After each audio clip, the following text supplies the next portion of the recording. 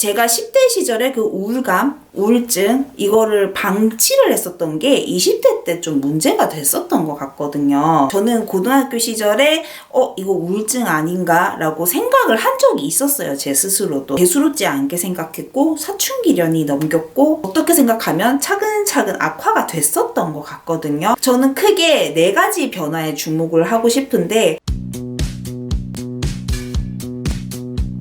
여러분, 10대들의 우울증은 성인들과 다른 형태를 보인다는 거 알고 계신가요? 10대들의 우울증은 비전형적 특성을 보인다고 하는데요. 그 심한 우울감을 느끼다가도 좋은 일이 있을 땐 아주 쉽게 기분이 좋아지기도 해서 주변에서도 스스로도 우울증이라는 걸 깨닫는 게 매우 어렵다고 합니다. 유명한 책 제목처럼 정말 죽고 싶은데도 떡볶이는 먹고 싶다는 거죠. 대신에 짜증, 급격한 감정 변화, 분노, 좌절감 이런 감정들을 자주 느껴서 어른들 입장에서는 제 사춘기를 좀 심하게 겪네 이렇게 생각하기 쉽다는데요. 10대들의 우울증에 대해서 청소년 본인들도 좀 진지하게 생각하면 좋고 보호자들도 더 유심히 관찰하면 좋겠죠.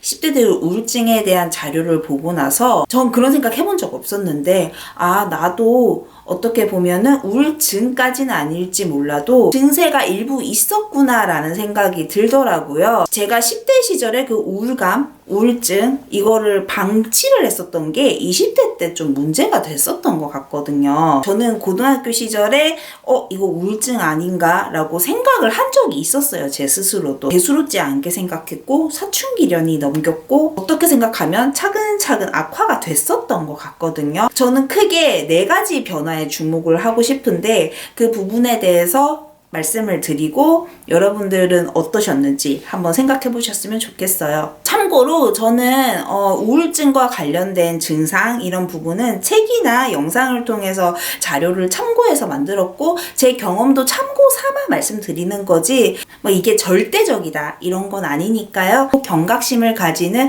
그런 계기로 삼으셨으면 좋겠습니다. 제가 이상을 느꼈던 첫 번째 증상은 의욕이 없어지는 거였어요.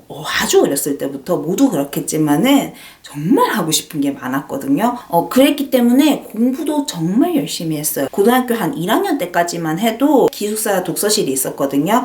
거기에 제일 먼저 내려가서 공부해야지 이런 게 제 개인 미션처럼 돼서 그런 생활을 꽤 오래 지속했었습니다. 근데 공부를 하는 동기부여란 게 있잖아요. 내가 미래에 하고 싶은 게 많아서도 있었지만은 무시당하기 싫은 게 컸었어요. 초등학교, 중학교 때까지 은근히 따돌림 당하는 걸 많이 겪어왔거든요. 난 너희들이 그렇게 무시할 만한 사람이 아니야 라는 걸 공부를 통해서 증명하려고 하는 게 컸어요.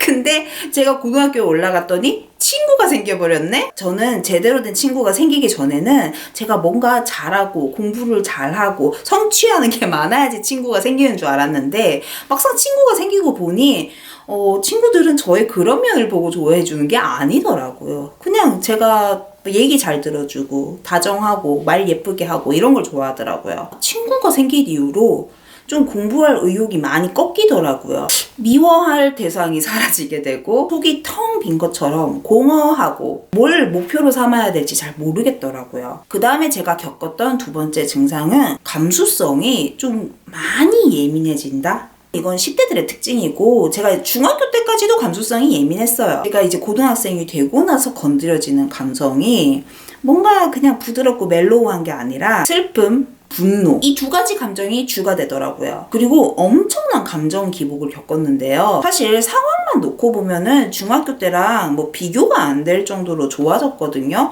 교우 관계 좋지, 선생님들도 절 예뻐해 주시는 편이었고 심지어 성적 같은 경우도 어쨌든 제가 고등학교 1학년 때까지는 공부를 열심히 하다 보니까 2학년 때부터는 공부를 크게 많이 안 해도 성적이 오르더라고요. 나쁠 게 없었어. 우울할 게 없었어요. 근데 툭하면 울고 우울해하고 뭔가 마음에 항상 억울함과 치밀어 오르는 분노 같은 게 있어서 이걸 어떻게 풀었냐면 아주 하드코어 락을 듣거나 비디오 영상물들을 많이 봤어요. 뮤직비디오도 많이 보고 영화, 드라마 이런 거 많이 봤어요. 그리고 그림 그리고 시도 많이 썼는데 정말 기괴하기 짝이 없는 그림들을 정말 많이 그렸어요. 근데 학교 생활은 또 멀쩡하게 잘했거든요. 제 생각에 제가 별 문제가 없는 학생이라고 생각하고 지냈어요. 제가 세 번째로 겪었던 증상은 집중력이 굉장히 떨어졌다는 건데요. 초등학교, 중학교, 고등학교 1학년 때까지 저는 이때가 기점이거든요. 집중력이 상당히 좋았고 학업 성취도도 좋았습니다. 우울증이라고 느껴졌던 그런 증상들이 점점 심화되면서 집중하는 게 굉장히 어려워졌어요. 고등학교 3학년쯤 됐을 때는 집중하는 게 진짜 어려워졌어요. 공부가 거의 안 되더라고요. 저는 대입을 고등학교 2학년 때까지 공부한 걸로 간 것 같아요.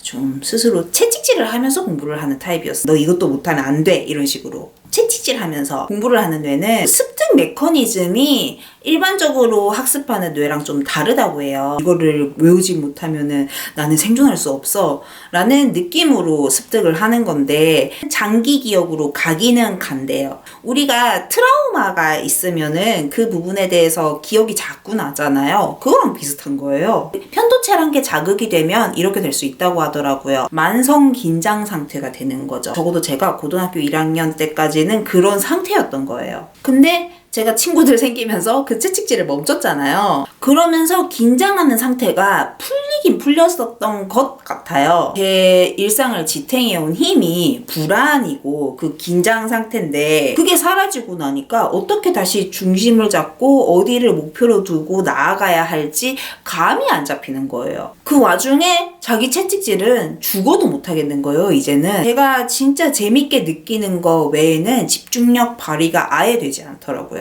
제가 우울증이라고 느꼈던 마지막 증상은 굉장히 무감각해졌다는 거예요. 제 감수성이 엄청 예민해졌다 그랬잖아요. 온갖 게 다 느껴지고 타인들의 감정도 너무 민감하게 느껴지고, 이 감정 기복이 무슨 멀미 날 것처럼 심하게 왔다 갔다 했거든요. 이게 제 몸이 이상한 것 같아서 영양제 같은 거를 내 딴에는 막 챙겨 먹고 막 비타민제를 한 움큼씩 먹고 이랬어요. 절대 따라하지 마세요. 몸에 안 좋아요. 나 진짜 못 견디겠는데 싶은 그 정점까지 갔어요. 근데 어느 날부터는 무감각해지더라고요. 어떤 느낌이냐면은 감정이 잘 안 느껴져. 슬픈, 연민, 분노, 이게 잘 안 느껴졌어요. 막이 하나 있는 것처럼 중간에 좀 희미하게 느껴졌어. 사실 즐거움도 선명하게 잘 안 느껴지더라고요. 감수성이 예민할 때는 안 좋은 감정만큼 좋은 감정도 크게 느껴졌거든요. 좋은 감정이 잘 느껴지니까 우울증이라고 잘 생각 안 했던 것 같아요. 제가 고3 때여서 이렇게 좀 둔감해진 게 오히려 반가웠어요. 제가 좀 덜 예민해지게 해달라고 기도까지 했었거든요. 종교도 없는데.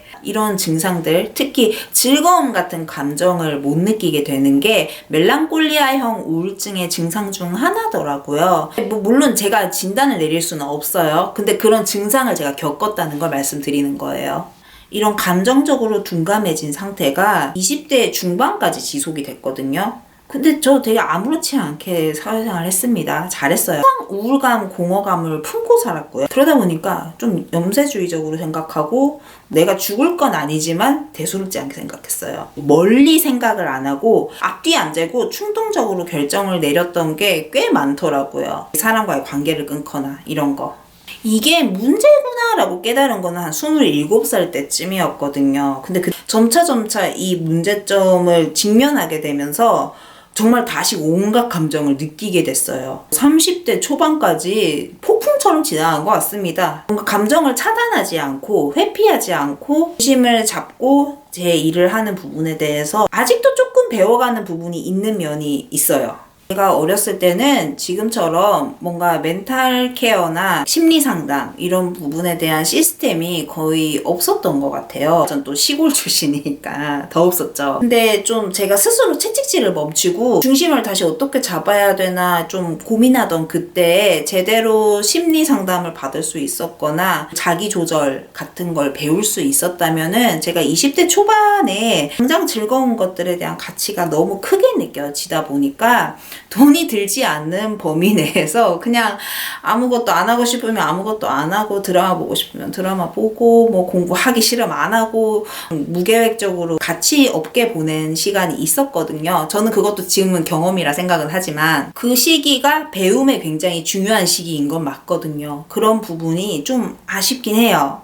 저는 이 정도여서 다행이었지만은 사실 우울증의 가장 치명적인 증상은 스스로 목숨을 끊는 거잖아요. 사실 우리나라 청소년들의 자살률이 세계 1위일 정도로 높죠. 출산율은 근데 세계 꼴찌고 우리나라만큼 젊은 사람들의 목숨이 비싼 나라가 어디 있습니까? 근본적인 대책이 이제는 진짜 필요할 때가 왔잖아요. 미국의 한 연구 결과에 따르면 어린이와 청소년 5명 가운데 1명이 진단 가능한 정신건강 문제를 겪는다고 해요. 우리나라 청소년들도 정말 많은 학생들이 겪고 있을 것이다 라는 가정하에 시스템이 뭔가 마련되어야 하지 않나. 저는 우울함, 공허감 이런 감정을 느끼는 사람들이 어디까지 생각하는지 알긴 알거든요. 죽고 싶다까지 생각 안 해도 뭐 죽으면 뭐 어때? 라는 생각 정도는 정말 쉽게 하거든요. 그리고 자신을 가치 없게 생각하고 시간을 가치 없게 생각하게 돼요. 생각보다 여러분들은 정말 가치 있는 사람 맞거든요. 정말 상투적인 말인데 정말 그러합니다. 인생을 진짜 몰라요, 여러분. 제가 10대 때 생각해보면 내심 글 쓰는 일 하고 싶고 사람들 앞에 나서는 일 하고 싶었는데